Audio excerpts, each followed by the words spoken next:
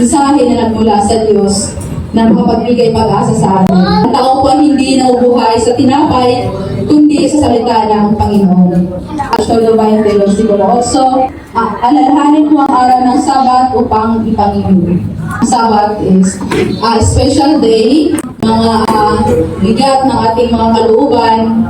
Kapag dito po tayo sa bahay na dalanginan, mawala po yan lahat. Bigyan po natin halaga ang araw ng Sabat. Kasi ito mula Linggo hanggang Biyernes, sobrang natin busy sa ating sarili. Isang araw ng panghiling ng Panginoon, bigyan po natin yan ng halaga.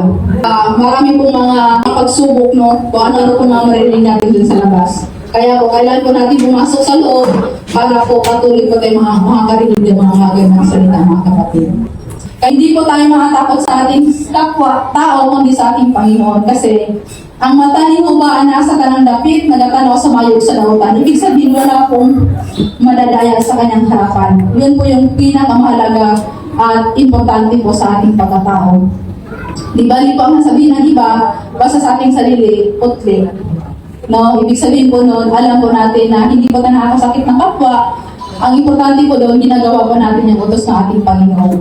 Yun po ang pinakamahalaga po na kailan po natin nakasulat sa basahon sa kinabuhi para po tayo ay may sama sa kanyang kaharian. Maging po natin ang ating minamahal, dakilang tagapagligtas, sa kanyang bagong pangalan, Santo Papa Ministro Paulino Ongoy sa mga alaala. Amen.